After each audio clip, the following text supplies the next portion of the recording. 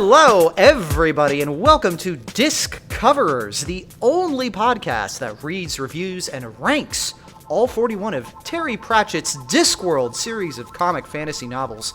It's great to be back. I'm Iris J. Pronouns are she or their. And this is maybe a little bit later than the holidays, but it is the most important holiday today, my fucking birthday. 33 years young, and I'm never going to die. I'm excited to be here. Hell yeah. Happy Iris's birthday in February, every pony. Yes. And happy horsewarming to everyone who celebrates. Hell yes. Happy horsewarming. It's so wonderful that Pratchett wrote an entire book just for your birthday specifically and about nothing else. I know. You didn't even know me. It's amazing how prophetic he was. Dude was ahead of his time. Yeah. Why don't we... So actually, this is also a special occasion. I have in the studio with me the internet's beloved Princess Grace. How you doing, everyone? I am here. I am sitting right next to Iris. It is very real. And I'm just pleased as punch to be here, slightly muffled. Yes. And did you two want to introduce yourselves as well? Yeah, no, all right. Be heard, fair. Hi. Yes. Yes. I am Belina, still she/they. I'm just glad to be here, and I am always disoriented. I am Juniper, she/her, or Junebug, and I am just very excited for this book, and very excited to have one final great book before we move on to another sloth. Oh, no, let's not even think about We'll that enjoy yet. it while it lasts. We're just going to Foreshadowing enjoy Jingo. today while it lasts. That's all that matters. It'll be fine. It'll be fine. It's probably better than we remember it. It'll be fine. I am of the opinion that the ones where we get to really tear into the book are probably more fun for other people to listen to, so, it all comes out in the wash. That's fair. Yeah. People love it when you do a mean review. We'll have fun tearing into it. We didn't have fun when we were tearing into Eric because none of us wanted to touch it. We'll have fun tearing apart Jingo. I hope so. But Yes. we're not here to talk about Jingo now, are we? We're here to talk about a festive holiday novel that's the joyous pastime of this season. It's Hogfather, baby! This is the 20th Discworld book, published originally in, I believe it was 1996. And the first Discworld book that is specific to a holiday. Now, it's not technically a Christmas novel, but it is, in all essence, a Christmas novel. On the Discworld, it's Hogswatch, not Christmas, but there's a guy who rides a sleigh, he gives out presents, he Got the red and white suit and the beard. It's about children believing in him. It's a lot of parallels, a lot of the same. Which does remain weird how Pratchett continues to just kind of be like, it's just like England except without the history of England. But it works well in this book, I think.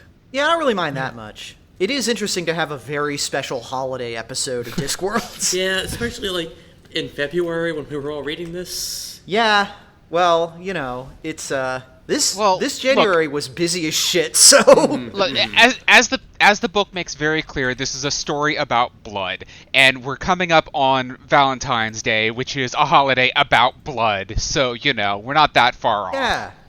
Plus, who knows? Maybe Hogswatch is in what we would consider February.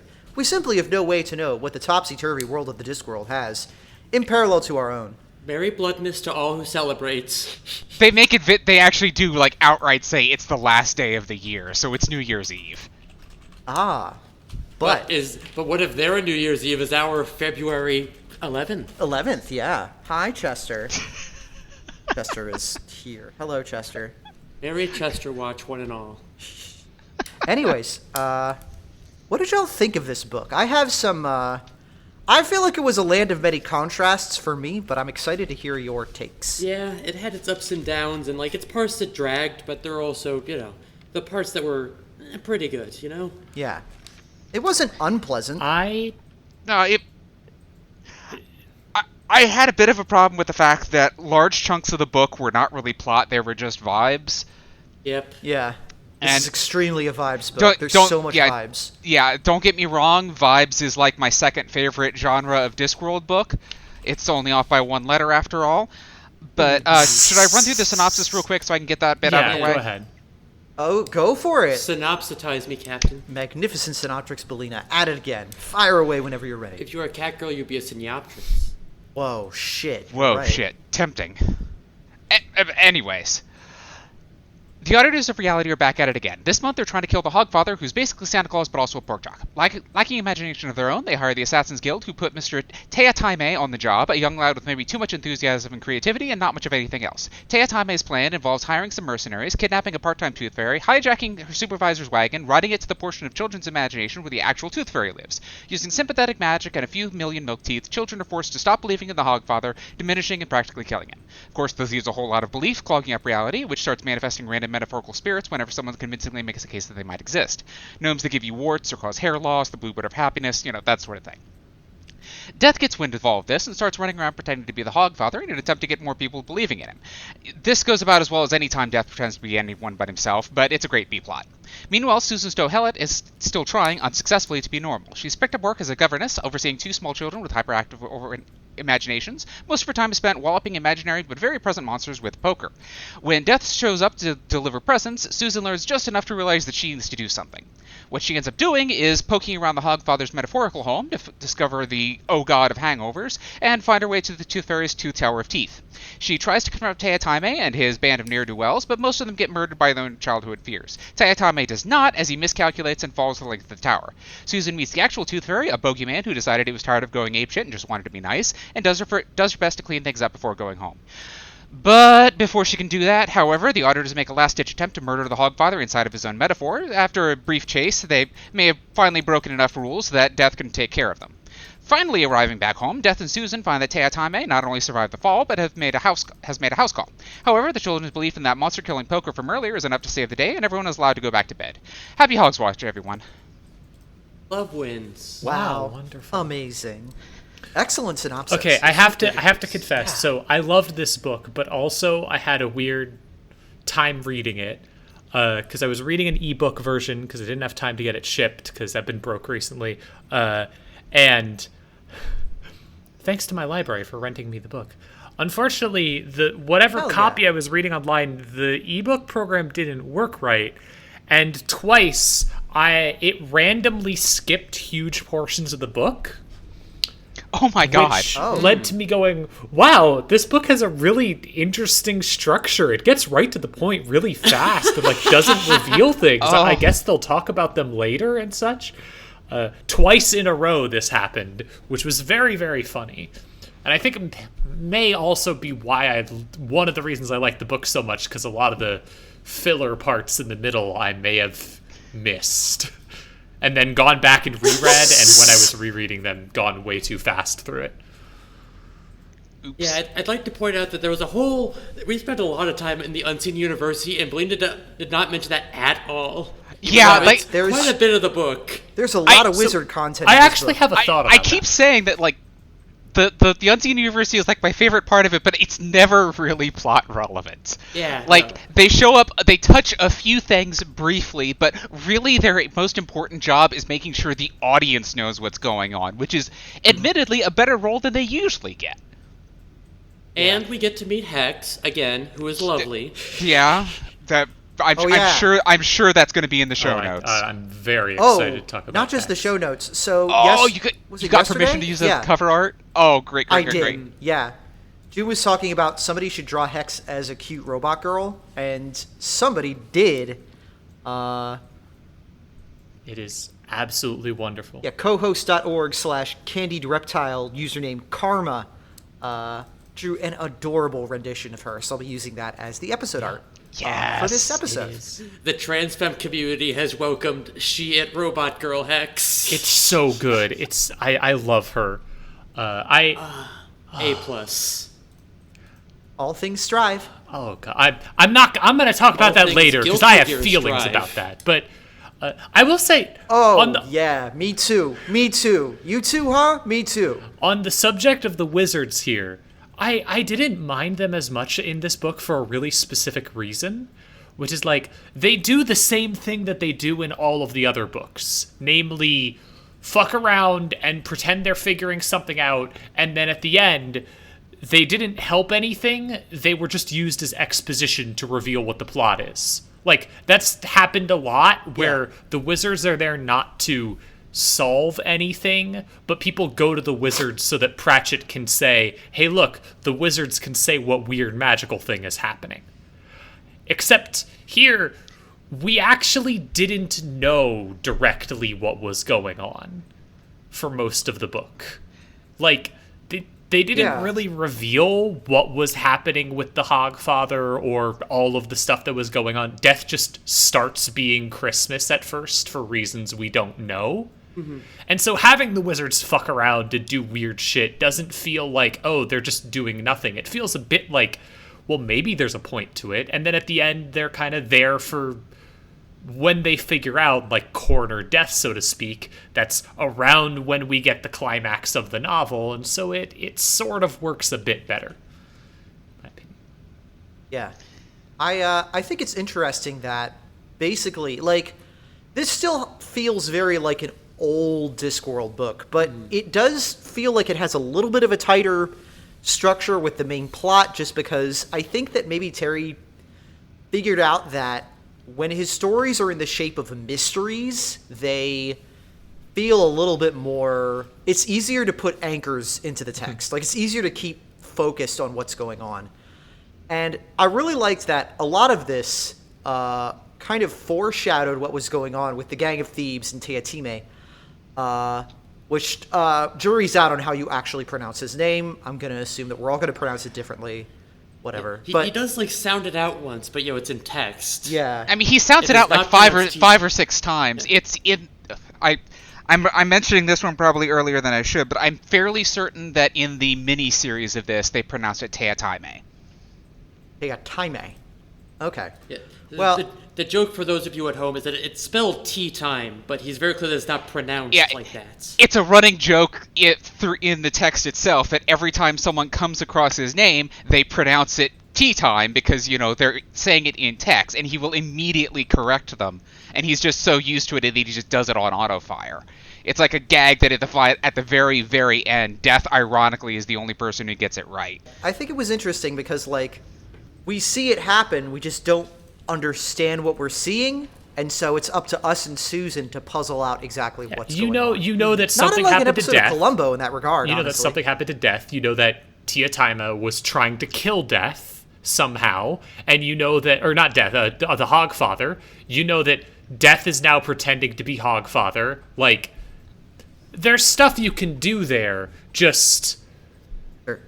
We don't know the central conceit. We don't know the bit. And Susan going and figuring it out actually is like an interesting mystery to solve. It works really well. I deeply appreciate that Death being weird and enigmatic was actually load-bearing, because when he showed up and did exactly what he's been doing in front of Susan, she goes, okay, screw this. I gotta go find out what's going on. And that was 100% what he was trying to get her to do. Just maintain plausible deniability and make sure that she goes and gets to the bottom of it, because this is a problem that he can't directly solve. It actually... Death here is pretty great in a lot of ways. Like, you have the Death being goofy Christmas, but there's also, like, the fact that Albert is with him, and Albert is like, this is fucked up and you're getting too into it and I don't like this at all, but also, we do have to do this. This does matter. Means that instead of you just being like... Death's being fucking weird, it's like, why is Death being fucking weird? Because we know he's making the right choice, but why is the right choice this weird shit? I love their dynamic here. It's so really good. fun. I feel like Soul... She was fun in Soul Music, but I feel like this is the novel where Susan really hits her stride as a fully fleshed out character. Yeah. Because, like... Yeah. She's a full-grown adult. She's, like, it's not that she's trying actively to avoid the mysterious paracosmic shit in her life. It's more just like she doesn't have time for it. And she attacks all of it with the very practical, razor-like mind that she has. And this makes her a fun character, because she's very, she's kind of the inverse of Death, where Death is... literally can't help but be eldritch and only barely understands humans from sort of an external viewpoint, whereas Susan is trying extremely hard to stay as normal as possible and is very human, but has a perspective on this weird magical shit from a very unique angle. They're both kind of looking at each other across a divide, which I think is neat. It's really fun, and like it works well. It's fun to see them interact in the few times that they do interact.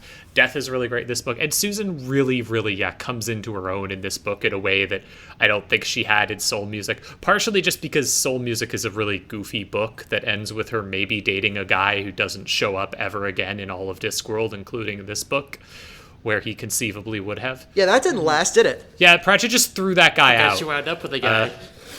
Okay. We didn't need him. He has left the building. I don't see it working out. Her working out with the musician, anyways. She's too practical. Yeah, she kind of gets a full like characterization as someone who has a goal of trying to be practical, but also like wants to apply her practicality to the supernatural in this way, and it's really fun. It's fun to see her approach a lot of the weird supernatural stuff with a fire poker, as the book goes. Not refusing to acknowledge it, although she wishes she could, but facing it with, I'm going to solve this like a normal way. It works really well. Yeah. Gonna beat this monster's ass. I dearly appreciate it. Look, I can't make these kids stop believing in all these monsters they've created, but I can teach them that you can beat the shit out of the monsters. And the monsters will start being afraid of us, so it's okay whether they're there or not. And that's really great. Yeah. It It's rules. really fun. I incidentally, as much as the kids show up in this book, they were great too. This book actually has a lot of kids Yeah, I in didn't it. find them that annoying. There's a lot of the weird kids Well, in it. the running gag of the kids are like 100 times more mature than they should be. Like Susan's saying, "Look, if you start acting twee again, I am going to do something you're not going to like." Yeah. You do not have a lisp. You stop that. Now, I had a younger sister who did like deliberately try to play up the fact that people knew she was cute, and it practically had to get beaten out of her because everyone just had to just drill home that no, it's not working. Stop that. So maybe that hit a little closer to home to me than it should have. Oh my god. Residual cuteness. That's funny. I gotta say, like, for a book that starts with, we're going to hire you to kill Santa, I feel like the Assassins with Teotime was, like, the weakest, right? It was still pretty good, but, like... I really liked it. I thought that the thief gang... It felt... I mean, I love heist movies and shit like that. Yes. And I thought, we really haven't, like, taken a good long look at, like, the seedy underbelly of Ankh-Morpork. We've had a lot of, like... Well, not a lot. We've had several cop books. We haven't really had a crime book yet. And it was great seeing these, like, 2-bit thugs try to grapple with the... Like, we're breaking into the Tooth Fairy's house to steal the teeth. Yeah, which is also inside of a child's drawing. Yeah, that was wild.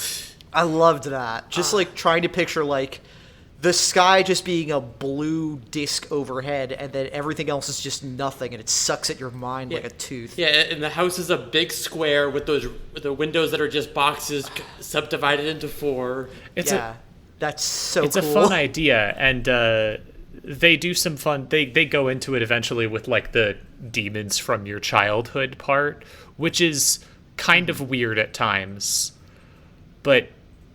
Yeah, I wasn't expecting age regression in this book. No.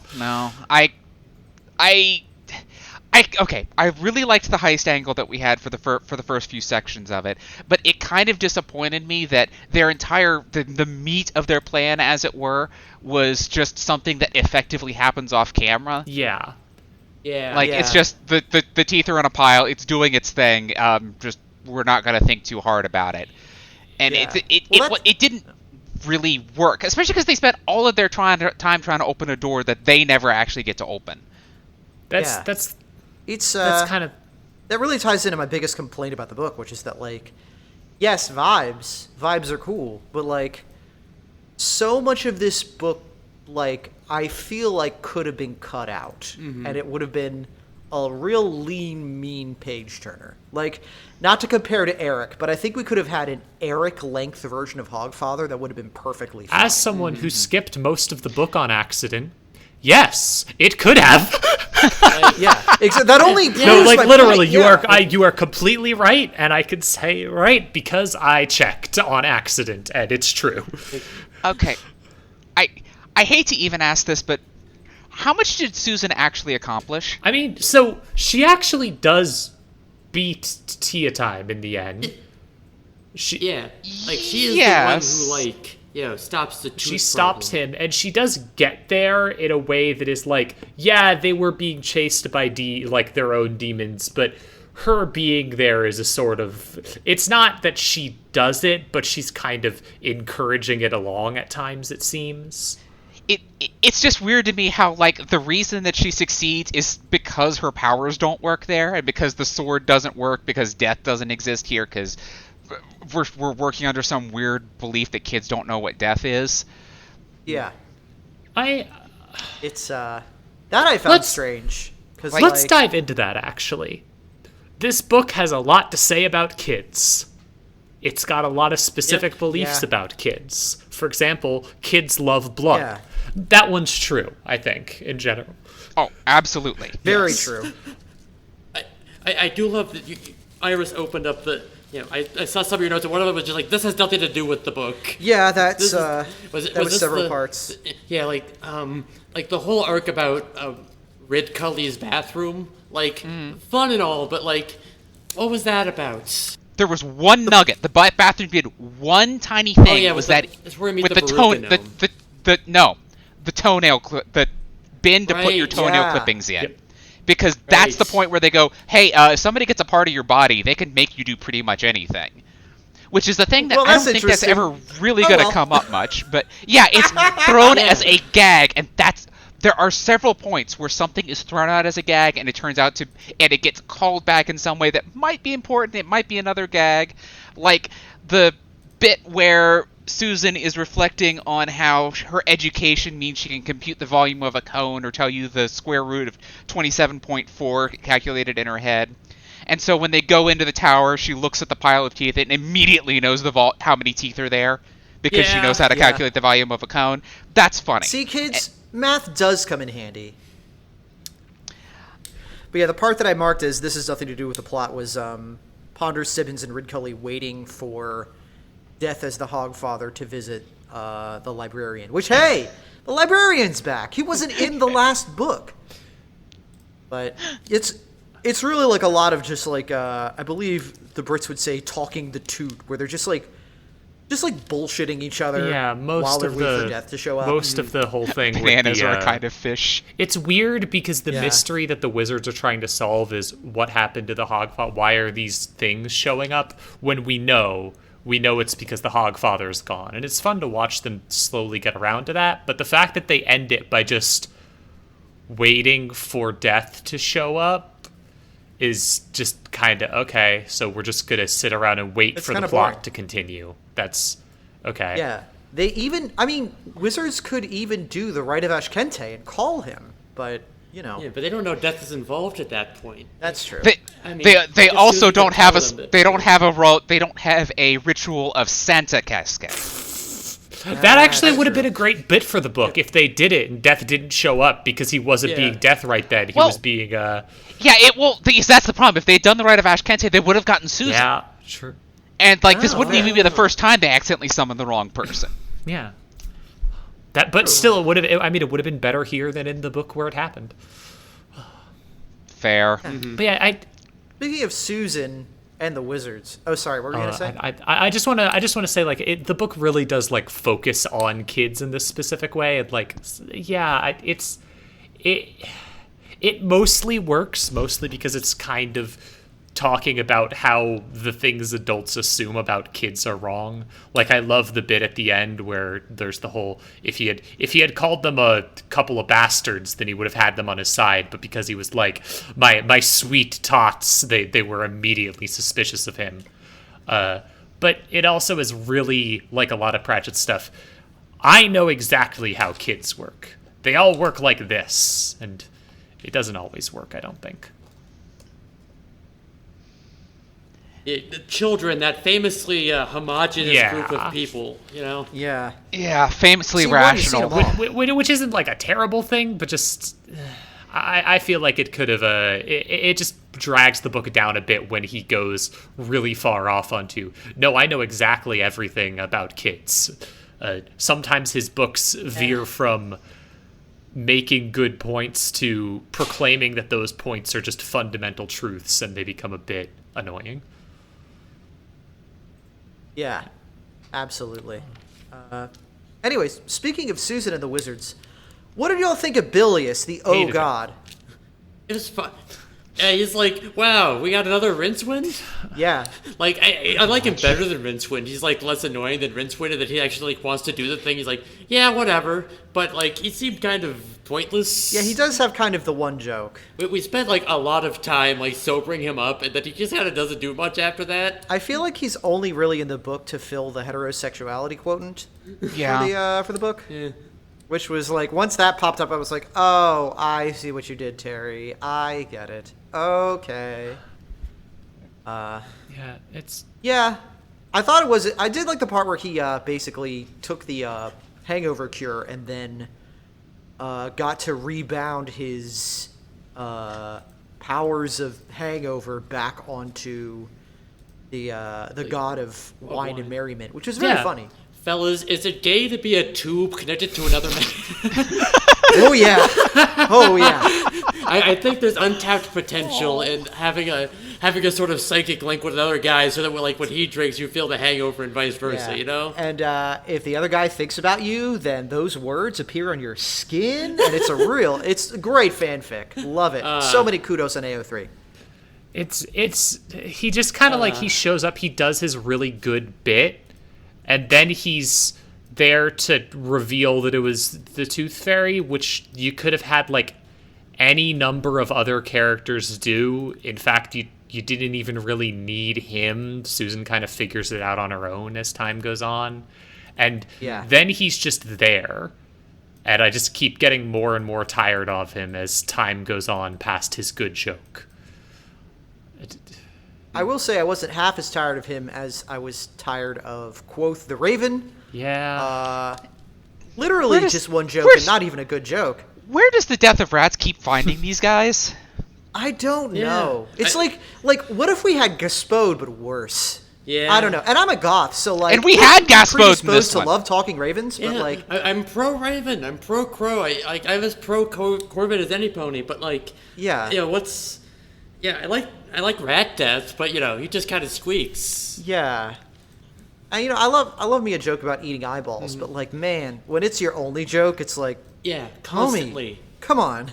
Yeah, it was just kind of really annoying after a while. I don't know. It felt like a lot of this book where it just kind of kept going past the point where it was funny, but I didn't mind it that much. I liked this book a lot. I think it comes together in the end pretty well, even if it doesn't really make sense. So I appreciate that. I kind of wish it had one fewer ending. Yeah, it does also do that. Yeah. Big Like- Lord of the Rings vibes. Teotime could have just died when he fell off the tower. It's okay. Yeah, he already killed the locksmith guy, Mr. Brown or whoever. Yeah. Hey, I want He to point didn't- something. I want to point something out there. So, according to this, since there's not death here, when somebody dies, they have to just quote unquote go away. He didn't disappear until he was done falling down the stairs, which means that dude survived falling down, 50 or 60 flights of stairs. And just ow. yeah, no, that poor dude. He deserved a lot better than that. He didn't do anything wrong. Yeah, I liked him. I was rooting for him. I also okay, I feel like Teotime is one of Pratchett's first attempts to do the whole one of his villain types, which is complete fucking monster. He's done it a few times before this, but this is kind of the one where I really recognize this as, oh, I've seen this guy before in Pratchett books. Carcer from Night Watch is probably my favorite version of this. But just person who is completely amoral, cannot be reasoned with, cannot even be, like, convinced of anything. No reason behind their actions that you can explore, just a fucking monster. And because Pratchett doesn't really do, like, actually the bad guys are just always evil, there's always something else there behind it, like in this book talking about belief or the auditors as a whole force or such. But often, or in Night Watch, you have, like, the police force as a thing that exists. But here, often there's one guy who's just sucks as the bad guy. Tiatama is obviously one of those, and it sort of works. Sometimes he's really scary. The part that bugs me is just the fact that, like, for 90% of the book, he could have been replaced with a sufficiently angry tiger. Yeah. He doesn't. I don't understand what his deal was.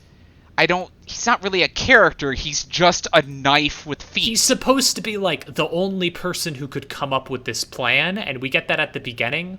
But because we never see the plan, we just see him being a knife with feet, it doesn't feel like he's this horrifying intellect who's good at everything. It just feels like he's a knife. Yeah. He could have been interesting, but he just didn't get to do anything. Like, come on, he acknowledged, oh hey, if I can do something like this, if I can kill a minor god, I could do pretty much anything. Oh well, back to figuring out what this door is about, I guess. Yeah, like he even says at the start, like, I know how I would kill death if you asked me to. Yeah. Like, but yeah, and he does try. It doesn't work, but he gives it a good college try. Yeah. It's almost that, like, I appreciate Terry's commitment to creating a real sicko, but we need a little bit more to gnaw on in terms of sickowosity here. He's got a weird eye, and, like, he sucks, and he kills people. Yeah. But, like, I mean, what else? Like, give me a second thing, Terry. A third thing, I guess. His eye can be used as a marble. Yeah. That's fun. Yeah, I mean, Most at eyes least, can.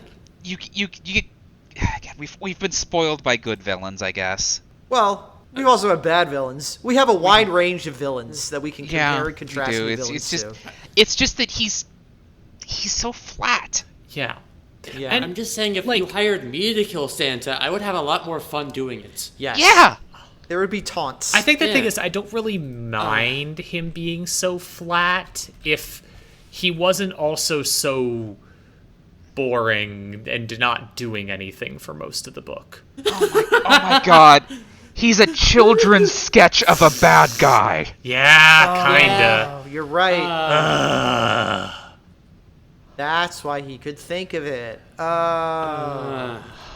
I was gonna say, he does have the energy of, like, I don't know, the cartoon bully who pulls the wings off of flies or whatever, right? Yeah, like, the point of when he's saying, like, oh, sorry, this whatever force it is can't actually stop me. I'm very in touch with my inner child. I'm not really afraid of anything. But I don't know. It was like it's like trying to scare a marble. Everything just slides off of it. Yeah. Mm-hmm. I would have loved to see more about his inner child. I would have loved to see more about, like, I wanted how something to scare him. I wanted become something to that scare him. Yeah. What's his tragic backstory? What's his version of the his parents are dead because he killed them. It's just really weird. I don't know. It could have been better. We could have had a better villain. I think that I do want to give a tiny shout out to that wardrobe because I really liked the joke of Violet saying, "Hey, there are such thing as magic wardrobes. You go into it and you come out in a magical land, and then the body is found in the Unseen University." Yeah. That's a good gag. That just goes completely unremarked great. upon because it's another let's traumatize the Bursar. I think the conclusion that I'm coming to talking about it here is that this is a pretty interesting and cool book that has a lot of really great points, but it doesn't really all come together to something. Yeah. It just kind of keeps... There's just a lot of good bits that work pretty well, but they don't gel together into a whole as well as they could. which I think is kind of emblematic of the fact Yeah, that like- Yeah. there's a great ending. In fact, there's 3 of them. There's no good Yes. reason for there to be 3 of them. Yeah, like that's the thing I noticed while reading through this. So, this is my first time reading the Discworld novels, but I have like been online, and so you see shit, and like two of the things I didn't realize they were both in this book, but like you see people posting like the conversation about where Death is pretending to be the Hogfather, and he gives the girl a sword, and it's like you can't give her a sword, like it's educational. Like, what if she hurts herself? That will be an important lesson. And like I've seen like a zillion like riffs on that, but the thing is when they do that, like the comics or whatever online always like present it as like this chilling thing, but here it's a joke. Yeah. Like Yeah. it's obviously a joke, which it's weird they would get that wrong. And like the thing about when Susan's talking about blah blah justice or whatever, it's like grind down the universe to the smallest atom and run it through the finest sieve. Show me one atom of justice, one molecule of mercy, which. Metal, I have my issues with it. I think, like, it's like saying, like, waves don't exist. Like, does an ocean wave exist, even though it's, like, there's no wave atoms? Yeah. But it's very metal, but, like... It's very cool sounding. Yeah, like, it does sound rad. It's a hell of a line read. When I do this segment on a horse train, I call it Horse Memes for Isekai Teens. So thank you for coming to Disc Memes for Skeletonized Teens. I was going to say, it's a very fancy way for Death to say that we do, in fact, live in a society.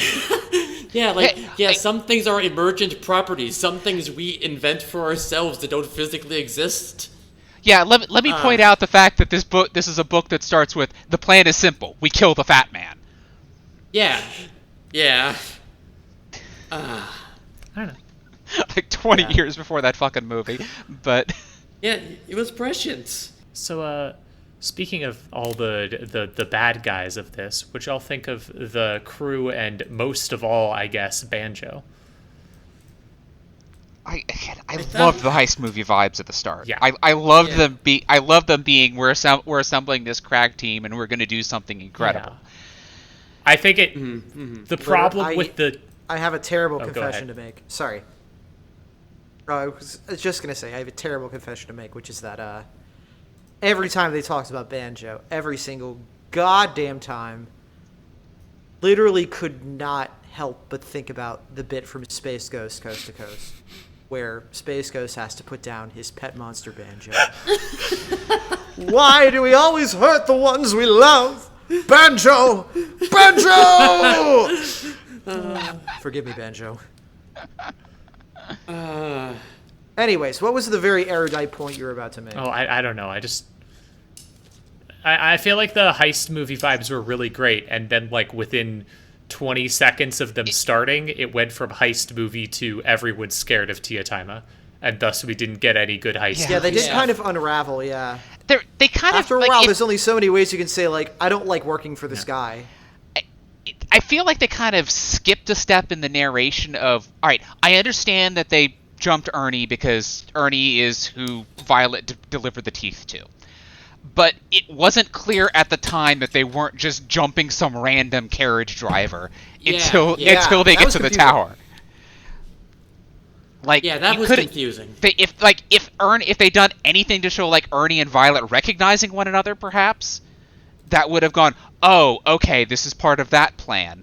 But it just kind of jumps, and I almost had to pop in here. It's like, hey, did I like sleep through a page or something? Or Yeah. I thought they just like hijacked some random carriage. Yeah, and he was just like, oh yeah, by the way, I can enter dimensions. Yeah, maybe all carriage drivers can do this. I've seen some taxi cab drivers pull some crazy shit. You never know. Thank you. This is the Discworld version of Crazy Taxi. I don't know what to tell you. Oh my god. Or as Tiatame would call it, normal taxi. Normal carriage. Now this is one normal carriage. Yeah, like, it's... Like, I loved the aspect of we're gonna get the gangs together and do a heist or whatever. We're gonna do a hit. It's gonna be very cool. Yeah. The problem with that is, like, that kind of runs at odds with the whole keeping everything a mystery problem. So, like, that is why the book ends up spinning its wheels so much and leaving out important parts of what their plan is. I personally feel like it would have been a lot more satisfying if they had laid out the plan to start with, and then showed Susan and company trying to keep up and trying to get ahead of them. Yeah, Now, at least give us the outline of the plan. Or, Okay. or Say, even like, first you get even the teeth, show more of then it you get the as power. like Susan goes about finding it, instead of it just being like she finds the end and everything's there and it's kind of revealed as a quick, oh, this was their thing all along. Like, show bits of it, have more people talk about how they did it so that we can see more of it in progress, at least through retrospect. The root problem here is that in order to do that, they would have to give Teotame any goddamn characterization at all. They would have to show he has an inner monologue, which he clearly doesn't. He's just the bad guy. Yeah. Switching gears, what do you think your favorite joke was? I had a few. God. I actually had the sense to highlight a few this time. I didn't come up with one before the podcast. There was one at the start with when we're getting introduced to these, hired goons, and they're not thieves. They're not part of the Thieves Guild. If you maybe don't want to or are the Thieves Guild, we need something either moved from A to B or you need it gotten rid of. That is, if you need something moved from A to B or to the bottom of the sea. Yeah, that was good. There was the Pascal's wager joke, which was fine enough, but it did have the phrase "Mr. Clever Dick," which is this book is a lot more British than usual. Yeah, there's a lot of, it's hard to pick out a most British thing. Yeah, That's actually ties into a piece of fan mail we got, which I'll mention at the end of the episode. I'm going to say that the most British thing was probably the remark that Albert was here, there's fag ash everywhere. Did your book actually say that? Mine said cigarette ash. No, you got the mine translated version. Mine said it that way. Wow. Yeah, because I got the fucking American dub Yeah, of with the they book. call all the Christmas foods hamburgers. There was cigarette ash everywhere. Okay, funny story. I've been watching Deep Space Nine recently, and the version I got has subtitles, but they're British subtitles. For some reason, they're in British English. There is a bit where they're talking about the Mr. Oh God of Hangover, Bilious, I think his name is. Bilious. And they say they're making the hangover cure, which is a whole. They spent way too long on that, but they mentioned, oh well, we should give him willow bark. That's an analgesic, and good idea, but we better give it to him by mouth. Yes. I will admit I enjoyed the bit with Hex where there was an Eliza joke in there, and also the fact that the Broussard thing was just clearly Eliza was great. Yeah, or there's a bit there with the small religious pictures and the ram skulls and the little mouse that needs the cheese. Icons, ram, a mouse because he's a computer. The bit with Osric Penicillin cultivated the pencil bush. Oh my God. I'm sorry. The fact that the religious pictures were icons, that joke sailed over my head this entire time. Yeah, it was a lot more relevant a computer joke in 1996. Yes. Icons, everyone. The fucking Christmas story BB gun joke, but it's Deathfather giving Nobby a really nice crossbow. Okay, that part was actually that might be my favorite. I don't know if I have a favorite joke in the book. I just really loved the whole book and all of there was a lot of great gags. But that specific bit of Nobby freaking out over the crossbow and having this long list of things like best thing to buy when your grandfather mysteriously dies, that was really funny to me. Yeah. I love the whole bit of Nobby trying to arrest Deathfather. Okay, I appreciate that we got the whole Christmas story of going over the Burly Stalin arm crossbow with the walnut stock, etc., almost immediately after we got the story about the sword. Yeah. So it gets to tie into a you'll shoot your eye out joke without actually having to make a you shoot your eye out joke. Yeah. Mm-hmm. I don't think Nobby would shoot his eye out. No, he'd shoot everybody else's eye out by mistake. He would shoot everyone else's eye out in a 5-mile radius.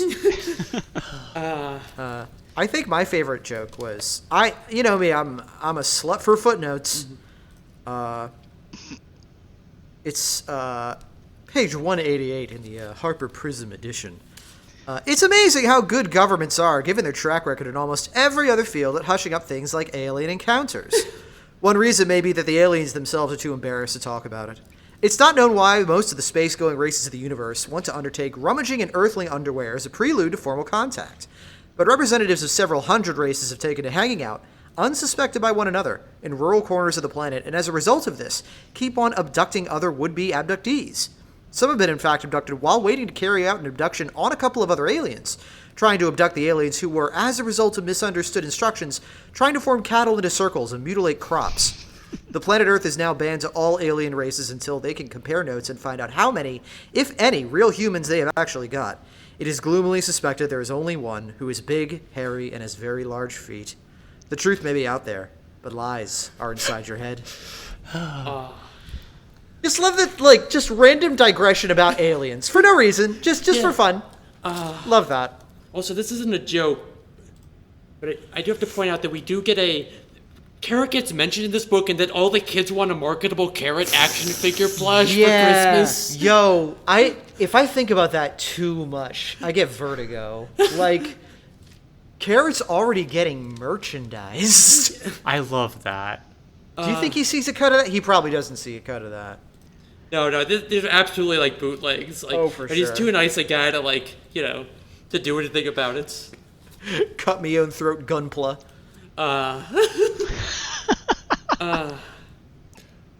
Yeah, that's wild. Yeah, I already hit most of my favorite gags in this one, or at least the ones that I actually tagged. But I did like the again, just some of the weird callbacks, there's someone makes a offhand remark about somebody finds a bean in a stocking and they're the one that's going to get sacrificed so the sun comes up or whatever, and then multiple people make a remark on how unlucky it is to be seen eating beans on Hogswatch night. Yeah, that's a new one to me. Yeah, it's the fucking, I call it the Fallen London problem, where I don't know what's supposed to be weird distances and what's just British. I don't know. I remember when I found out Ealing was real. Yeah, I have marked on page 218.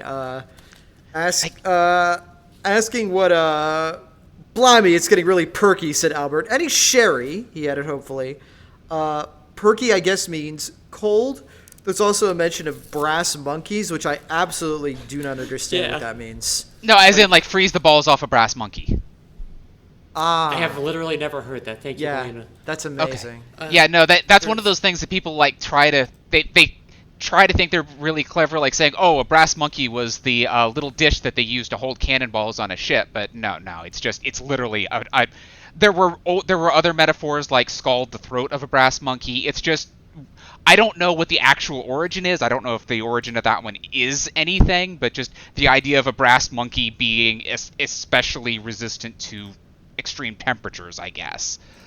Why are people being so mean to these brass monkeys? Mm-hmm. From what I heard from the Beastie Boys, they are in fact quite funky. Mm-hmm. Very wise. Yeah, extremely wise. If you're a brass monkey, please write into the show. We'd love to hear your take on this situation. How much do you like the cold? All right, while we're on the subject, I had to look up what the hell a dame school is. Oh yeah, so that was where Susan was going to in soul music, which is an upper class women's education school, which it's kind of a holdover from back in the day when oh man, we're educating our women now was a big deal. I choose to believe it's where you teach you to have your legs go all the way up. Yeah, I was gonna say in trouble. Using the word dame around Grace is dangerous. This book said the word wise a bunch. It said dame several times. I was, as they say in the book, quids in. A lot of broad humor, you might say.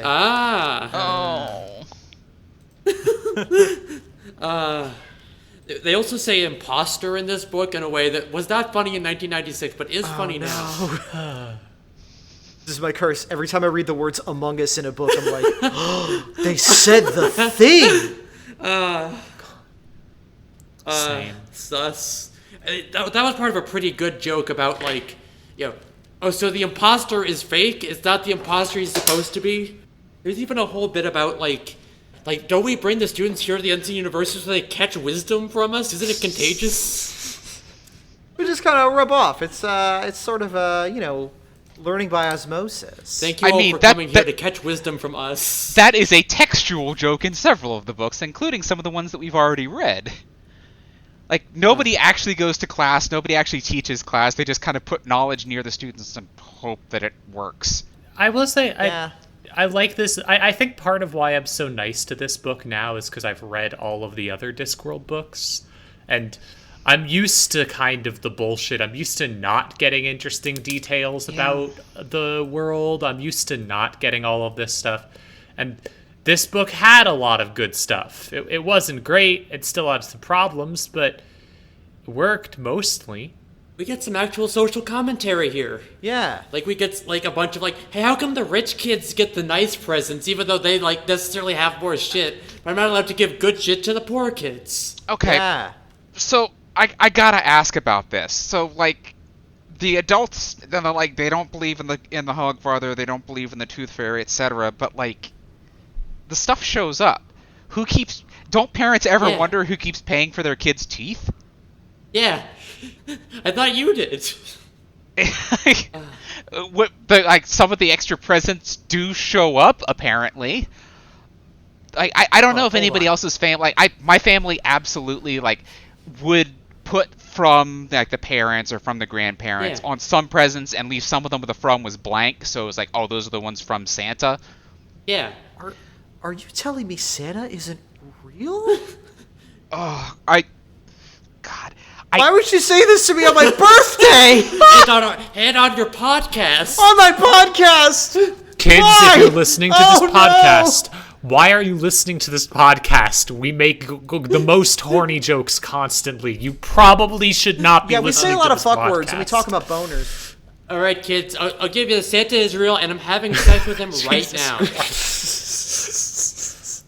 There you go. Hell yeah. So, He's terrible at it, by the way. He's not very good. The reindeer are who you really want to have sex with. Yeah, If yeah. my time on Fur Affinity has taught me anything. Vixen. you know, call me. every once in Yes. a while, I'll mention to someone, hey, I'm recording my Discworld podcast, and they're like, oh, can I have a link to that? And I have to sit there and be like, can you? Can you have a link to? How cool are you? Yeah. I don't necessarily tell I think my parents know about a podcast where I read books, but, like, I'm not sure I could tell them about this one. Or this is, like, the most, like, socially acceptable one I do, and I just, like, said I fuck Santa. Yeah, that's and the Vixen, problem so, is like, doing a podcast about Discworld is like a really... normally, that would be something you could say to someone who's moderately a nerd, and Yeah. they'd be like, whoa, that's pretty cool. But instead I have to sit here and go, huh, well... I don't know are what you y'all cool are enough for this? I don't know what y'all are talking about. My goddamn mother sent me errata about all the things we got wrong after the Color of Magic. So Hi, Paulina's mom. Well, your parents Evelina's are much mom, you're cooler cool. than some people I know. look, I came out to my family as trans before I came out as furry, so, like, I get it. But I just tell my mom everything, and then she can do whatever she wants with that information. I don't know, if I want to put compromising information in here, I point out how I was actually fucking scared of Santa as a kid. Like, absolutely goddamn terrified that someone was going to sneak into the house through the chimney. We not only did my parents move the couch so it was in front of the fireplace, but I had the custom built Santa lore that no, he doesn't actually come on Christmas Eve. That's stupid. How would he get everywhere in the world? No. He comes by a couple of weeks in advance wearing a brown uniform and he drops off a bunch of packages on the front door. Yeah. He's subcontracts, just like all the mall Santas. That's great. No, it's just like Santa was the UPS guy to me. Yeah. I mean, the concept of Santa is so strange when you think about it. Like, it's just like a dude who breaks and enters, eats a bunch of cookies, leaves a bunch of shit, and then goes. And, like, also, he has the ability to, like, you know, it's always in, like, the Santa Claus Tim Allen or whatever, where it's, like, a bunch of elves, I don't know, like I said in the book, like, using little wooden hammers to knock on charming little toys for European kids. But, like, in real life, like, I was, you know... You get, like, I don't know, like a Nerf gun or something. Yeah, like, it can make Xbox, and I guess. Did Whatever. Santa make this, or did he just, like, buy it. What happened there? Like, how come Santa's bag always has, like, a candy cane, a wooden train, a toy soldier, and things like no child has asked for like 100 years. When you reach into the bag, it's like, it's an action figure you get at the store for $10. I don't know any child, whether when I was growing up or now, who ever asked for a toy soldier. I only know adults who ask for toy soldiers, and they're called Warhammer freaks. Yeah, like, maybe you get, like, a G.I. Joe or some shit, right? But even that's, like... But it's not, like... A toy soldier is, like, the little, like, tin guy with the bayonets, like a guy from the Civil War or whatever. Or, it's such a weird... Or, like, a red coat. It's one of those, like... Oh, God. Somebody who's smarter than me would be able to say, like... This is like that simulacrum and simulacra shit, where it's, like... It's... We have the idea of the thing in our heads for so long that it's become untethered from any actual realities of the thing. Which I guess is really kind of the apotheosis of a figure to believe in. These are all just icons, abstracted, not necessarily tied to any sort of reality. There's a really good bit where, like, they come across, like, where, like, they go to the, like, they got the Hogfather's, like, place, which is, like, the Tower of Bone. The Ice Tower, yeah. Yeah, it's a bone, I thought. Yeah. But, like, and they go in, and they're like, his corpse isn't there, but, like, oh, God, a candy cane, and a toy soldier, and a wooden train. Sniff. Yes. Even though all of those things are still perfectly in keeping with the time period. Yeah, honestly. Yeah, but even on the disc, even like Ankh-Bor Pork, they make it very clear, like, no child wants a fucking wooden train for Hogswatch. They want, the marketable carrot plushie or a sword or a pony. Uh-huh. Speaking of Santa, what did y'all think of the Hogfather himself in this book and the... Not really in this, despite him being but the name there's of a the lot book. of He's lore only about barely him, there. so to speak. What'd you think of all that? Is drinking a glass of sherry a British thing or a disc thing? It's like, here we leave a milk and cookies, but like... Yeah, this was like, you leave out a meat pie and a sherry. I think that's a disc thing. Okay, now hold on a second. I've had no trouble understanding the idea of there's a little bit of alcohol for the guy that's going out in the middle of the dead of winter. Yeah, no, keeps you warm. Like, exactly. That's very clear. That's actually really good. I liked that. And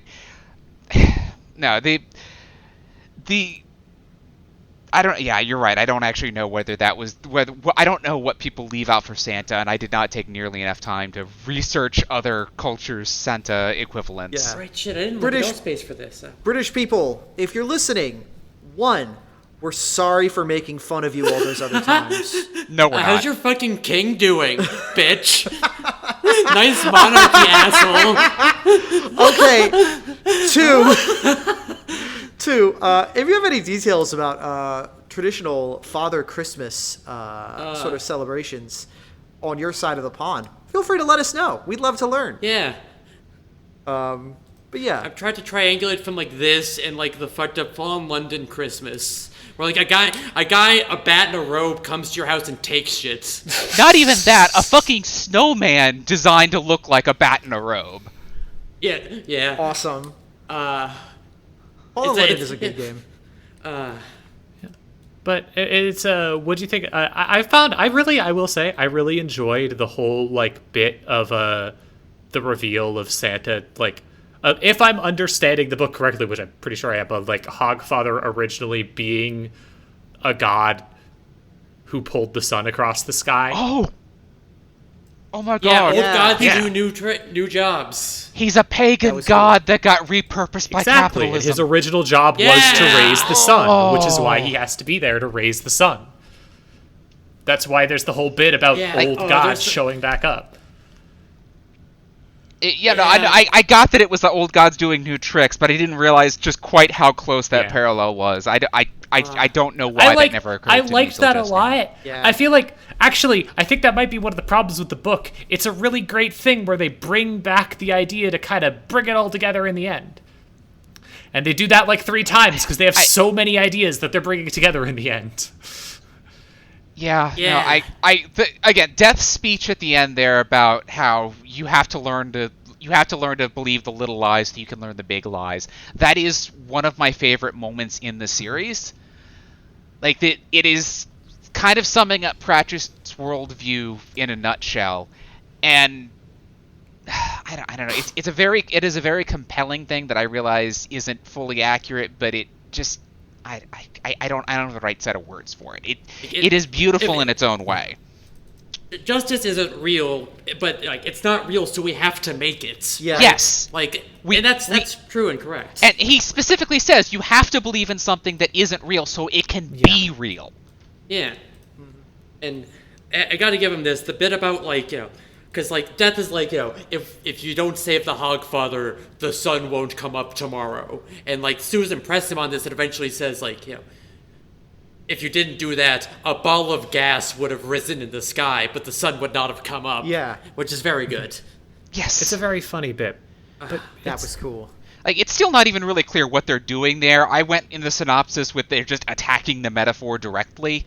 Yeah. But I don't know how else to put it. Like, the idea, like, if they had caught the Hogfather, would they've just destroyed the collective belief of this ritual? Or, like... I think it's that it would have destroyed the collective sense of wonder and attachment to I think nature. something else maybe? would Yeah, have 'cause, like, filled in the spot for the Hogfather eventually, but it would have been kind of a gap. Maybe. And But, like, it's also strongly implied that, like, the sympathetic magic thing was traveling backwards in time. Yeah. Yeah. Like, he outright says that, oh, dang, this is working fast and it's already gone back this far. So, like, the notion is that they're sort of retconning the whole concept out of existence, and they just aren't bothering with any middlemen at that point. They're just going into, like, the new sphere or whatever. Yeah. No, Virginia. Yeah, like they even do a yes, Virginia. There is a Hogfather bit early on, just to get out of the way. But yeah, no, Virginia. There isn't a Hogfather. Fuck you.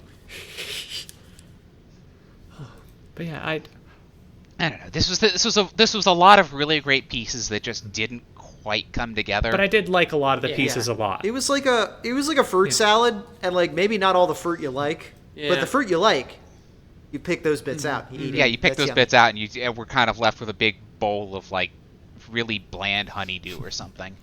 I liked it though. Those weird coconut shapes. I like all the characters. I like the way it goes, except for Billus and some stuff. I like the wizards aren't that annoying this book, and they're kind of entertaining when they're there. And Death is absolutely fantastic every scene he's in, as usual. It's charming. It's fun. Love Death. Yeah, I love Big this Death one, head but over here. it like if we weren't already attached to these characters, would we have liked this book?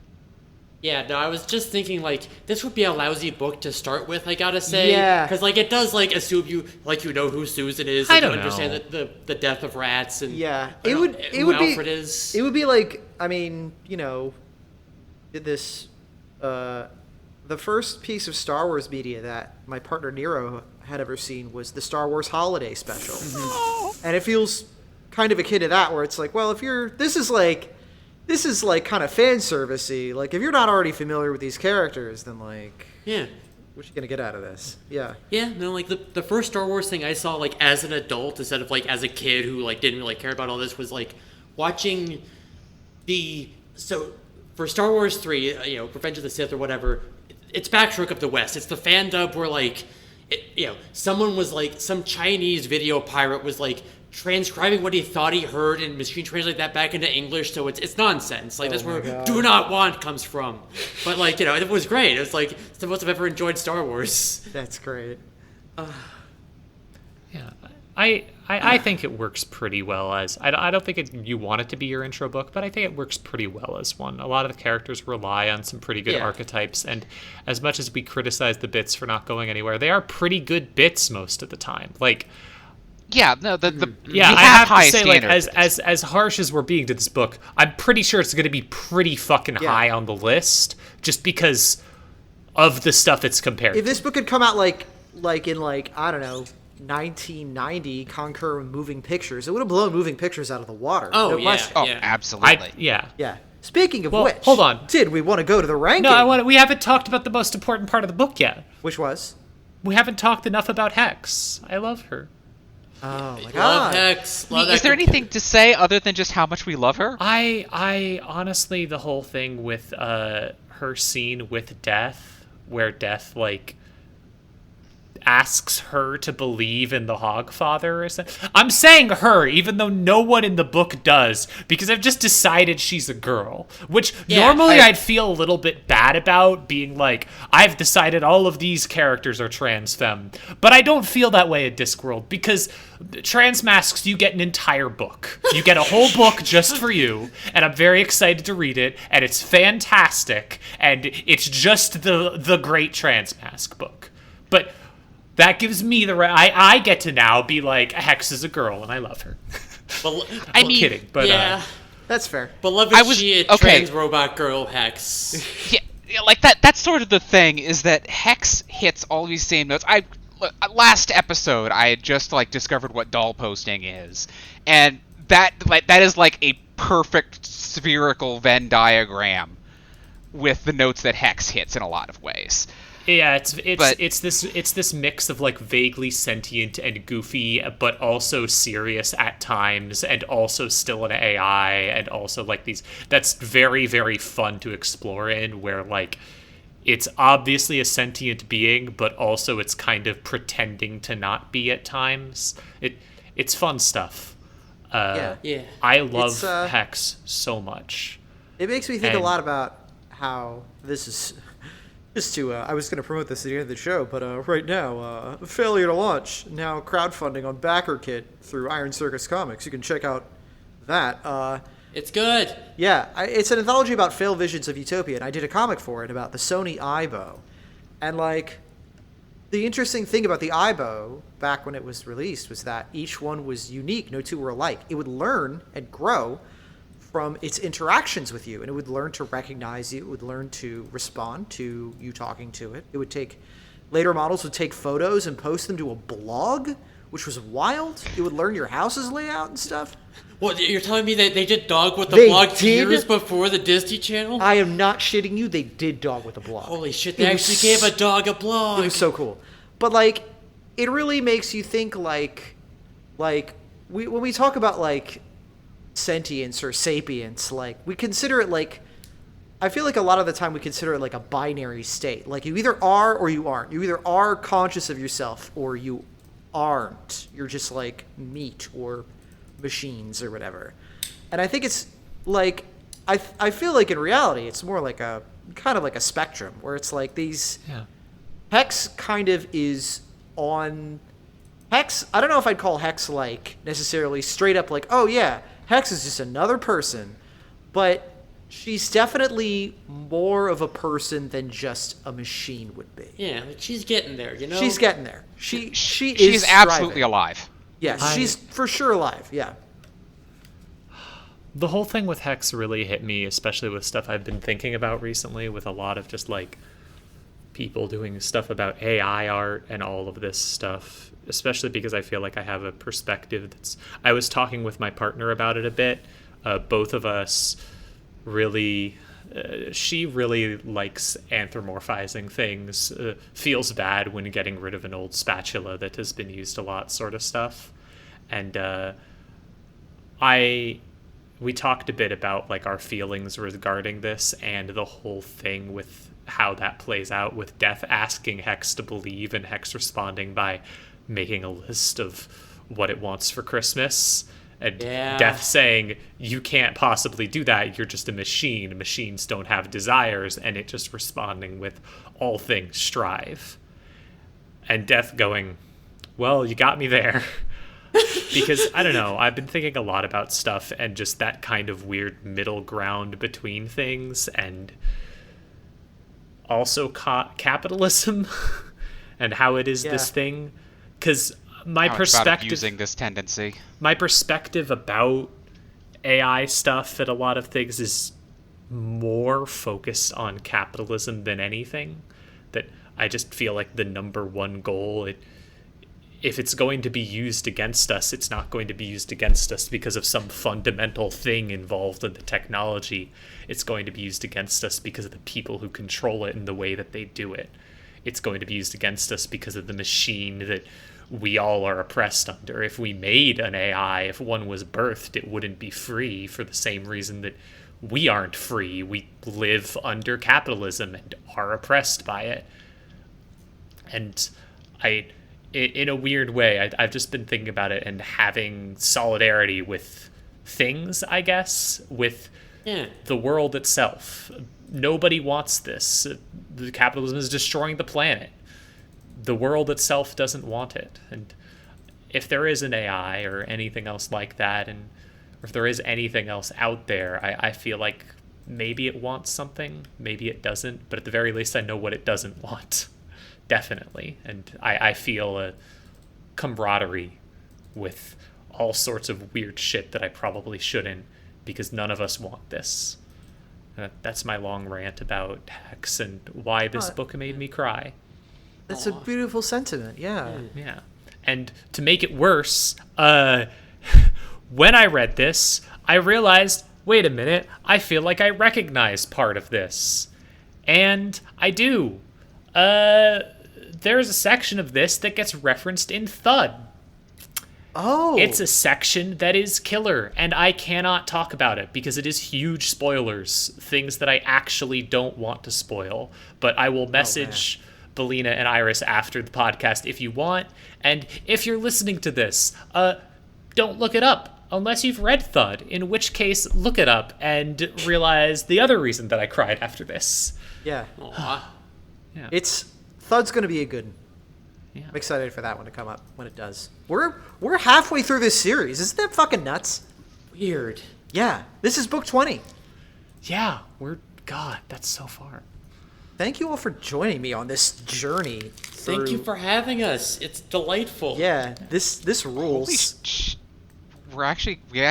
is actually something we're going to be able to do. Yeah. Yeah, I think we can. I think we could do it. I think we could do all 41 books. Yeah. I'm trying to think if there's anything else in the book that we missed talking about random stuff that was a big deal. I don't think so. We covered most of it.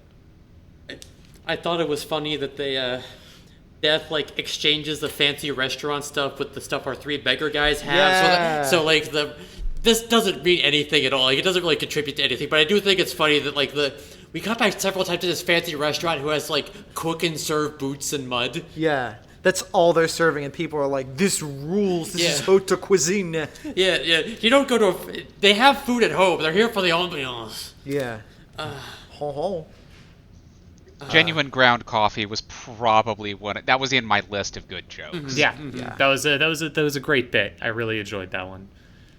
All of the stuff Death does in this book, even when it doesn't quite work, absolutely loved it. Also, love Hex at the end having a big teddy bear. Further, I know a bunch of trans girls with teddy bears. It's just that made my heart hurt. Little robot girl. I love her. It's only because Sertura wrote this book before IKEA started making plush sharks. Yeah. Give Hex a high. That was so cute. Yeah. Love a computer, love a weak to computer, love an AI that is slowly figuring out personhood and her place in the world. Good gender, love it. I find a computer is indispensable in my line of work. Love to compute. And to go back a bit, if you listen to this podcast and you are transmasculine or just in general more aligned with masculinity than most of us on this podcast, and you want to do an episode 10 from now, shoot one of us a message. We'll see, maybe. Yeah. Because we're going to want to have other people too to talk about Monsters Regiment. It means a lot to us, but it also means a lot to other people. I may know of a couple people who'd be interested in that. I would love to. Mm-hmm. I'd love to do at least a bonus episode just to talk about some of the other stuff in it, because he sure does accidentally invent transmasculinity from first principles. Sure does. And he invents it really good. And really he does. The only thing I know about this book is that several people I know learned to pack from it, so I'm excited. It's for the bros. It's for the homies. It's for all the dudes. It's also got lesbians in it. It's also for the ladies, but it's also for the dudes. It's got a lot of dudes. It's got lesbians, but it is for the dudes. To be clear. I love that book. Anyways, let's go to the big board for rankings. Now, this is kind of going to be a tricky one. I'm going to say let's start with other Death books. Sorry about the siren in the background. There's, I guess. We're illegally good at podcasting. Yeah, they just love us Again. so much. We can just anyways, wait. would you say this is better or worse than Reaper Man? I could not make a case to say it's better than Reaper Man because in some ways it relies on Reaper Man. Yeah. Yeah. Like, I'll say this. I'll say that I'm perhaps less controversial. I think it's better than Lords and Ladies. I could see that. I don't know if Yeah, it's better I than would- Men at Arms. I think it's... I think it's better than Men at Arms. Okay. I certainly was more affected by the conclusion than Men at Arms. Like, both feel a bit not fully brought together, but this one feels a bit sadder, I guess. More emotional Yeah. at the end. I don't know. It's definitely up there. So you, Belina. I'm trying to figure that out. I was hoping people would argue back and forth while I tried Yeah, I to because think- I agree that it's either point. It either gets Yeah. points. Here's- 4 or 5. Yeah, here's my argument for putting it below Men at Arms. I feel like Men at Arms is a little more tightly wound, and I feel like it does a better job with its ensemble cast. It has, it's not perfect again, but I feel like it keeps all its balls in the air a little bit more deftly than Hogfather does. There were definitely bits in this where I was like, yeah, this is kind of dragging its ass a little bit. Yeah. I would give it that. I would Yeah. put it under Men at Arms for that. I would put it above Lords and Ladies because it's got more going on with it. I do still personally like Lords and Ladies a lot because it is like it is maybe one of the most like no bullshitting Discworld books. It really Yeah. has an idea and it keeps hammering on that idea till the end. It doesn't. Lords and It's pretty much all killer, no filler. I dig that. I feel like Lords and Ladies is kind of like where some category starts, just of it being like, oh, this is a good book, all works, it's fantastic. Where above that, you're just gonna get a damn good book. yeah. Yeah. But I think this is better than Lords and Ladies precisely because of what you said, June. Like it's the stuff at play is a little more Yeah, a little more interesting. Its resting state is a little bit higher than. Yeah. Yeah. the stuff at the end really does hit pretty hard for me, and I really again, like, loved it. Also, I love Hex. I just love her. I forgot how Yeah. much I love her, Yeah. and I cannot wait because there's going to be 2 fucking death books in a row where I just go off about one character no one else cares about. So excited. So do we want to say underneath Reaper Man or underneath Men at Arms? I mean, I'd put it under Men at Arms after that. Yeah, same. Okay. I might Let's put go it with above that, Men at Arms, but I am glad to go with the flow here and say below Men at Arms. Yeah. Absolutely. And again, like I mean, up near the top, those are like real sandwiched together. They're real close. Yeah, I mean, this is the top quarter. I am voicing Sorry, this is the top my 20%, dissent, sorry. but not to change the ratings, rather just to make it Yeah. clear that I'm a grumpy asshole. Right. Well, I would say yeah, you're a grumpy yeah, asshole. these You are- just- This is the whole point. Is that it's a round table debate. Yeah, we're here to respect differing opinions, so long as they don't suck. All right, you've convinced me. I'm an absolute delight who everyone loves. It's Correct. true. You are. That's why we have you here. Yeah, and you have a I Netrunner mean, card. Now. part of the problem here is that this is an ordered list where everything is one thing below the thing below it or the thing above it, when in reality they're a lot closer sometimes. Yeah, that's like we're 20 episodes in. So listeners, I can tell you right now, just between you and us, the whole idea of ranking the Discworld books is inherently kind of stupid. Yeah. That's why I like doing it. Because it's Yeah.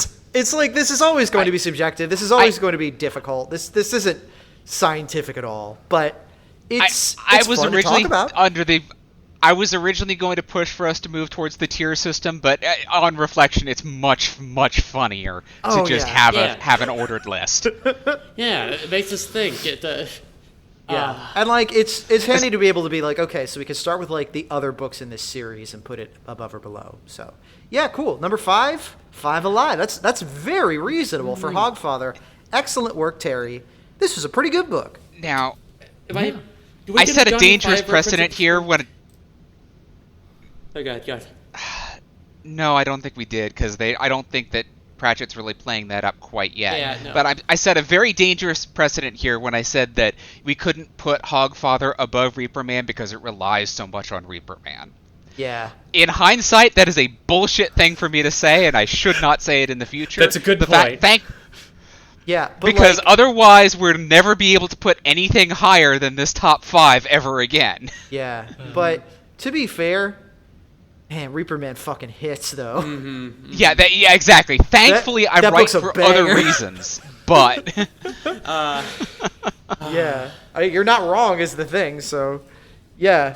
I'm not wrong, but not for the reasons I said out loud. Yeah, fair. Yeah, cool, excellent. Anyways, before we wrap up, we do have a very kind letter from a listener. It's a little bit long. This is from Adam. Hello. From the most recent pod, a question was asked about Terry's knowledge of background in Jewish mythology and folklore with regards to Dorfel and the other Golem and Feet of Clay. Oh, thank God. I don't know if you've read any of Terry's other sorry. works, but in 1999 he published the first of 4 non-fiction-ish books on the science of the Discworld with long-term friend Jack Cohen and Ian Stewart.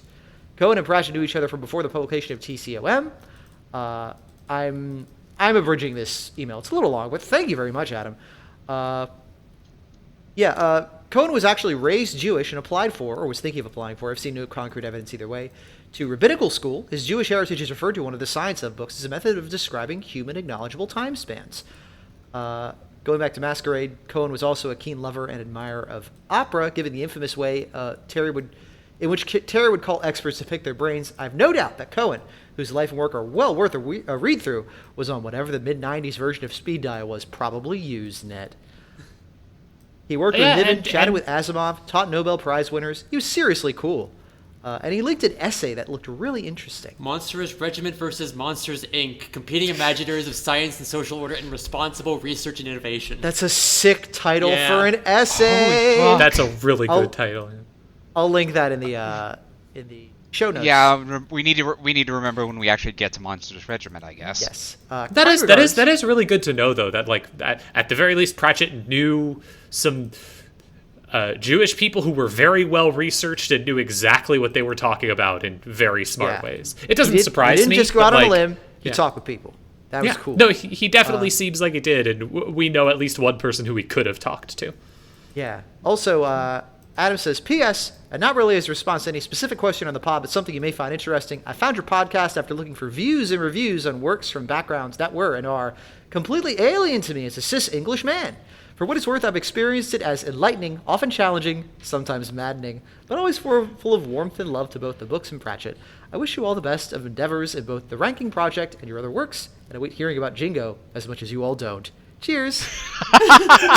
Thanks, Adam. That's very sweet of you. All right, that's it, folks. We got the cis guy vote. We got this. We win. We got the cis straight guy vote. We nailed it. Great job, everybody. Hooray!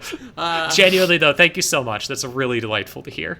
This is exactly the sort of thing we wanted. Yeah. Okay. First of all, that was exactly what I was begging people to send in when we did that episode. So I'm super thankful that it actually got to happen. But that was very sweet. That was excellent. Come on, people, send us cool stuff to read on the air. We love mail. Yeah, you can actually email us at disc@hypnovire.us. That's DISC at HYPNOVIR.us. For all sorts of mail, you can talk about the book that we just read. You can talk about previous books in the series, or you can talk about your personal relationship with Discworld. We love hearing from fans, and we'll probably read you on air if you're down with that. Yeah. We also have several social media options. We have a Twitter at DiscPod. We have a Mastodon at DiscPod at Queer.Party. And we have a co-host at cohost.org/DiscPod. You can hit us up there. Thank you very much for listening to Discovers episode 20. We gotta plug stuff, though. Yeah.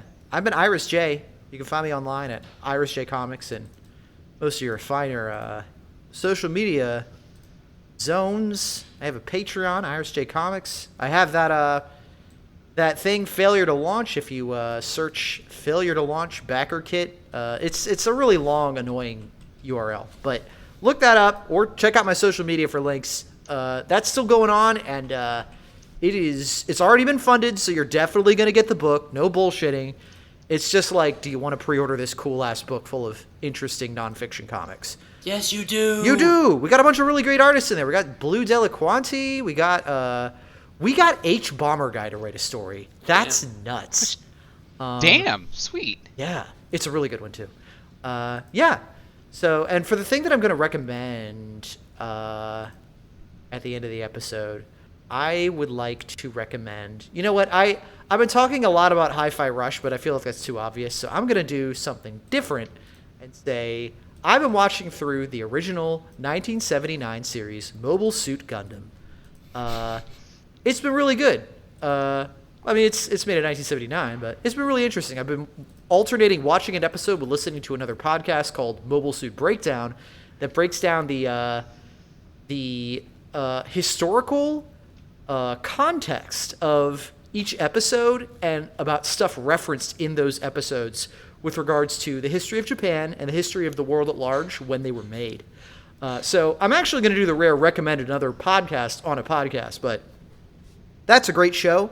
Mobile Suit Breakdown, they're on break at the moment, but they plan to cover every Gundam episode, which you thought this was a absolutely bonkers idea for a podcast with Discworld. There's over 40 years of content for that, and they're doing one episode per episode, so that's a lot. Never run out. Yeah, so I know they wrapped F91 earlier, like right around New Year's, and they're going to be starting in on, I think, G Gundam, but don't quote me on that. One of those things pretty soon, so that'll be exciting. Check that out, Mobile Suit Breakdown. That's my recommendation. Good one. Yeah. Okay. Here, I'll go ahead and go. Yeah, I am still Belina. I'm still much easier to find in the show notes because I can't spell anything straight.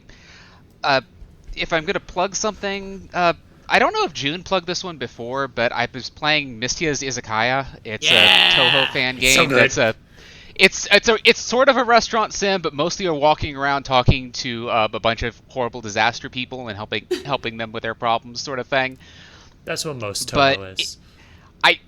Yeah, that from what you've told me, but they hired a Wriggle Night book for me. Oh right, shit. Yeah, I forgot that Grace was into that too. But yeah. No, it's like it's got all the jank you kind of expect from a fan game, but at the same time, I just have this big stupid grin on my face every time I'm playing it, it's very and I charming, don't really know how to quantify that. It's dearly charming, and it's like I want more games like Racketeer. Yeah. I want games where I'm doing some like business thing, but then I'm actually doing it for some other reason. Yeah. I really wish this had like a dungeon crawler section, but not every game can be perfect. Yeah. It's also it has the best pixel art, just stunning sprite. God, it looks so good. The pixels are too good. Yeah, it's so pretty. Hell yeah. I guess I'll go. Actually, you know what? I'll go. I've been Juniper Theory. You can find me on co-host at Juniper Theory, on Masto, slime.global, at Junebug, actually. Why am I not Juniper Theory there? I should fix that. Or on Twitter at Juniper Theory. Last time I was on, I was like, I'm doing a Netrunner podcast. Unfortunately, that has been delayed for the very, very funny reason of my co-host, also my girlfriend, who was supposed to talk with me about Netrunner lore, got hired to work at Null Signal Games, the people making Netrunner. It's non-profit, all volunteer, but still got a position, like doing equality, diversity, and inclusion work for them. It's really cool. I'm really proud of her. It's really great. And unfortunately means that we have to restructure things because we can't really, it's not great to have her coming on a podcast and loudly talking about our opinions on the narrative and then going to do her job where she talks with the narrative team about equality. Yeah, so it's a conflict of interest. We're reconsidering the conflict of interest, trying to redo it. Hopefully we will still get an episode out eventually, but for now that's on delay. For my thing I'm going to recommend... So I was going to recommend Golden Boy because I watched the original 1990s OVA, and it was way, way, way better than I expected. It's fantastic. Yes. It's really funny. It's incredibly horny. It is... Golden Boy kicks ass. It's so good. So horny. I really genuinely enjoyed it. I watched it and then immediately showed it to someone because I enjoyed it so much. Way better than I expected, and way less awful than I expected. But also, along with that, I'm going to say, recently I got a game called Dave the Diver, which I started playing. It's pretty fun. It scratches the itch of wanting to play a game like Reciteer, which is why I mentioned it. It's pretty good. It specifically, when you mentioned that, I was like, oh, I played a game that specifically scratched that itch. For the record, I did also play Misty's Izakaya, and it also scratched that itch in a way I really, really love. But if you want the more, like, there's a game side to the other half, then, yeah, this is a game. Mm-hmm. No, I'll look into it. Izakaya is definitely prettier, though. And it has more girls, which is important. That is honestly the important part. Yeah. If that had been like Danny's Diver or whatever, I probably would have been more into it to start with. But like, you have yet to steer me wrong, so.